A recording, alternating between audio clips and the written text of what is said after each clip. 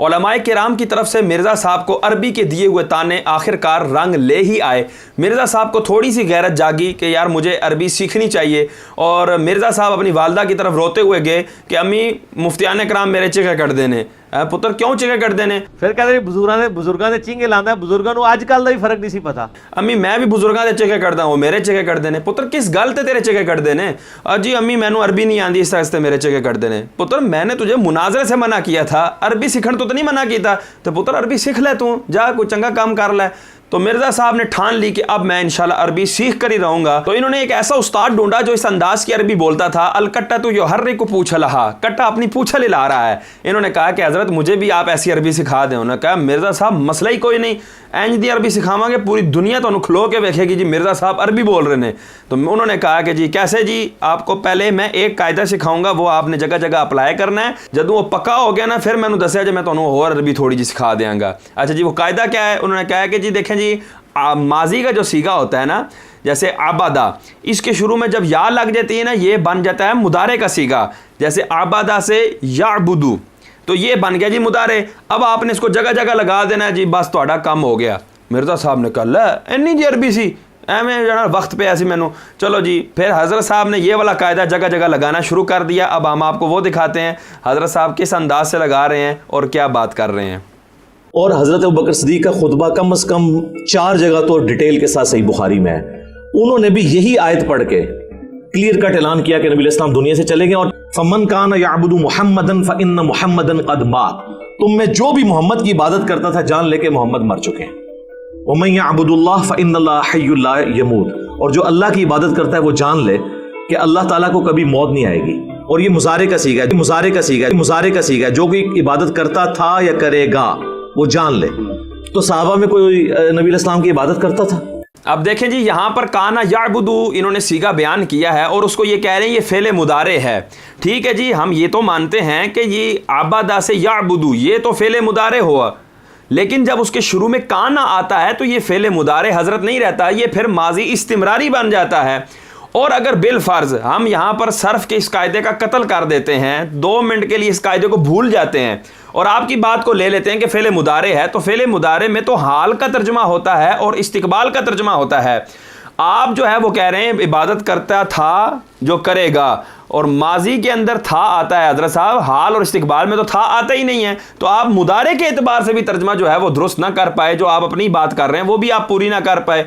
और उसके बाद अब दूसरी जगह आप जो है ना वो ये दोबारा से इबारत पढ़ेंगे, क्योंकि आपने ये इबारत बड़ी अच्छी तरीके से याद की है और उस पर कायदा अप्लाई भी आपने कर लिया है। अब हमने दूसरी वीडियो डाली है यहाँ पर, आप वो भी देख लें ताकि आप में से कोई ये ना कह सके जी हजरत साहब की यहाँ पर स्लिप ऑफ टंग हो गया है, ज़ुबान स्लिप हो गई थी, सबकत लिसानी हो गई है, हजरत साहब ने गलती से ये कह दिया है। और यहाँ पर एक और बात भी काबिल तवज्जो है कि हजरत साहब के चाहने वाले जो मिर्ज़ाई हैं वो भी यतीमुल इल्म हैं। जब उन्होंने ये वीडियोज़ रिकॉर्ड की, पहली वीडियो और अभी दूसरी वीडियो भी आप सुन लेंगे, उसके अंदर इन्होंने ये इतनी बड़ी गलती की, तो उन्होंने भी ये नहीं बताया कि मिर्ज़ा साहब ये जो आप अरबी सीखने की नाकाम कोशिश कर रहे हैं इसके अंदर ये आप सीगा गलत पढ़ रहे हैं, ये मुदारे नहीं बल्कि माजी इस्तिमरारी है। तो पता लगा मिर्जाइयों के अंदर भी अक्ल व शऊर नहीं है, ये भी यतीमुल इल्म है। और इसी अंदाज से उन्होंने अपने चैनलों पर अपलोड की भी है और हजरत साहब को मुजतहिद बनाने के चक्रों में है। और एक और बात भी लम्हे फिक्रिया के तौर पर करना चाहूंगा कि हजरत उन आइमा किराम और बुजुर्गान दीन के बारे में बोलते हैं कि जो अरबी पर अबूर रखते थे,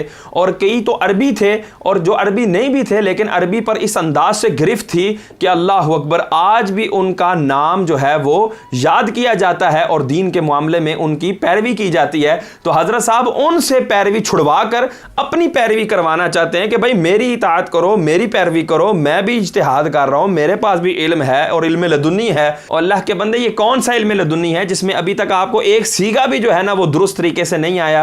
अब आगे सुने हजरत साहब, देखें क्या कह रहे हैं। मन काना याबुदु मुहम्मदन फइन्न मुहम्मदन क़द मात, जो कोई मोहम्मद की इबादत करता करता है या करेगा, क्योंकि वो मुजारे का सीगा है। मन काना याबुदु मुहम्मदन, जो कोई भी तुम में मोहम्मद की इबादत करता है या करेगा, ये मुजारे अरबी में ना प्रेजेंट टेंस और मुस्तकबिल दोनों को कवर करता है। دیکھ لیں جی حضرت یہاں پر بھی کانا یعبدو کو حضرت فعل مضارع کہہ رہے ہیں اور ترجمہ پھر بھی انہوں نے تھا کا کیا، ماضی کا کیا، اور پھر خود بھی بتا رہے ہیں کہ حال اور استقبال کا اس کے اندر معنی پایا جاتا ہے، لیکن حضرت کو یہ کوئی نہ سکھا سکا کہ کانا جب آ جاتا ہے، یہ ان کا جو استاد کانا تھا اس کو یہ نہیں پتہ لگا کہ کانا جب آ جاتا ہے تو یہ فعل مضارع کو ماضی کے معنی میں کر دیتا ہے اور وہ فعل ماضی استمراری بن جاتا ہے۔ یہ جو سیگا ہے اس کا سبق صرف میں ابتدائی بچے جو ہے نا وہ تقریباً 12-13 دن کے اندر یہ سیکھ لیتے ہیں اور ان کو پتہ لگ جاتا ہے کہ یہ ماضی کی کتنی اقسام ہے اور یہ ماضی کا کون سا سیگا ہے، یہ مضارع کہلائے گا یا ماضی، یہ بچوں کو پتہ لگ جاتا ہے۔ آئے میں ایک بچے سے آپ کو ملواتا ہوں، یہ ابتدائی جو ہے نا اسٹوڈنٹ ہے، درس نظامی کا میرے پاس پڑھ رہا ہے، تو اس سے پوچھ لیتے ہیں کہ ماضی کی کتنی اقسام ہیں اور اس کی ماضی استمراری کی تعریف کیا ہے۔ بیٹا ادھر آئیں جی، ماشاء اللہ۔ ماضی کی بیٹا کتنی اقسام ہیں؟ ماضی کی 6 اقسام ہیں۔ کون کون سی؟ ماضی مطلق، ماضی قریب، ماضی بعید، ماضی احتمالی، ماضی تمنائی اور ماضی استمراری۔ ماشاء اللہ۔ اچھا بیٹا ماضی استمراری کی تعریف کیا ہے؟ ماضی استمراری وہ فعل جو گزشتہ زمانے میں کسی کام کے مسلسل پائے جانے پر دلالت کرے۔ ماشاء اللہ، گزشتہ زمانے میں کسی کام کے مسلسل پائے جانے پر دلالت کرے اس کو ماضی استمراری کہتے ہیں، جیسے کہ کانا یضربو۔ کانا یضربو۔ اچھا یہ بنا کیسے؟ یہ فعل مضارع کے شروع میں کانا کا اضافہ کرنے سے بنتا ہے۔ فعل مضارع جو ہوتا ہے جب اس کے شروع میں کانا کا اضافہ کر دیا تو آپ اس کو مضارع کہیں گے یا ماضی استمراری؟ ماضی استمراری کہیں گے، مضارع کہنا درست نہیں ہوگا۔ مضارع کہنا درست نہیں ہوگا۔ مرزا صاحب میں تانوں تے ہن انج بھی نہیں کر سکدا ہیں، تسی کہو گے جی اخلاقیات سے گری ہوئی حرکت کی ہے مفتی صاحب، تو میں کی کہیے تانوں، تھوڑا جہا یا کر لو یار۔ ابتدائی بچہ ہے اس کو بھی پتہ ہے کہ یہ ماضی کا سیگا ہے اور ماضی استمراری کا سیگا ہے، مضارع کا سیگا نہیں ہے۔ چلیں تھوڑا سا اور پوچھ لیتے ہیں، بیٹا یعبدو کو ماضی استمراری کیسے بنائیں گے؟ اسے یعبدو کے شروع میں کانا کا اضافہ کرنے سے ماضی استمراری بنے گی، جیسے یعبدو سے کانا یعبدو۔ اچھا کانا یعبدو کو ماضی کہیں گے یا مضارع کہیں گے؟ ماضی کہیں گے۔ اچھا اس کو مضارع کہیں تو درست نہیں ہوگا۔ درست نہیں ہوگا۔ حضرت صاحب دیکھ لو، لا حول ولا قوت الا باللہ۔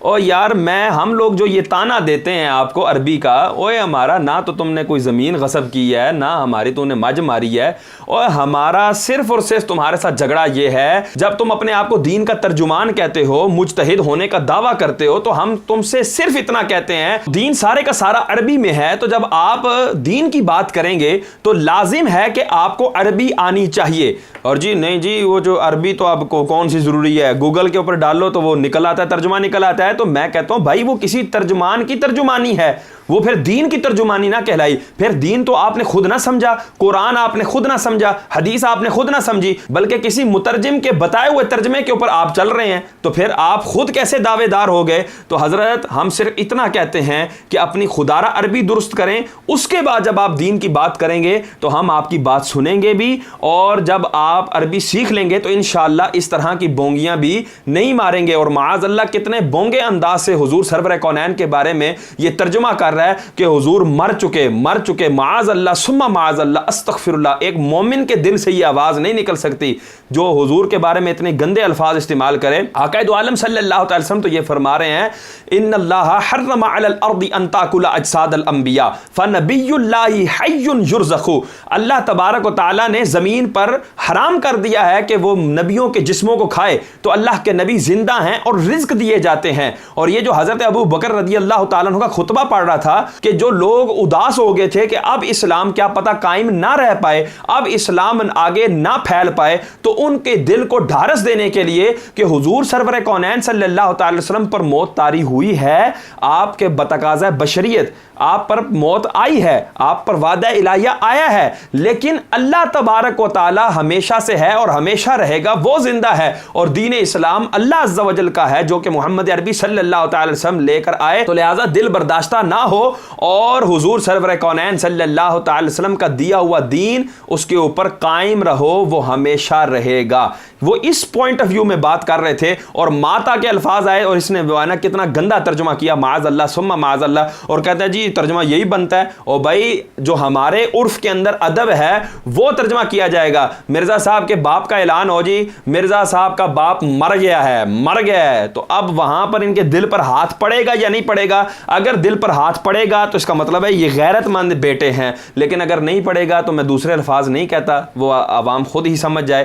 تو اس کا مطلب جب ہم اپنے باپ کے لیے مر گئے کے الفاظ نہیں کہتے تو محمد عربی صلی اللہ تعالی وسلم کے لیے کیا الفاظ یہ کہیں گے کہ حضور مر گئے، معاذ اللہ ثم معاذ اللہ۔ مرزا صاحب کو سننے والے جتنے بھی ہیں یہ ان کے لیے لمحہ فکریہ ہے، وہ کس کی طرف جا رہے ہیں اور کس کے پیچھے چل رہے ہیں۔ اللہ تبارک و تعالی ہمارے ایمان کا حامی و ناصر ہو۔ السلام علیکم ورحمۃ اللہ وبرکاتہ۔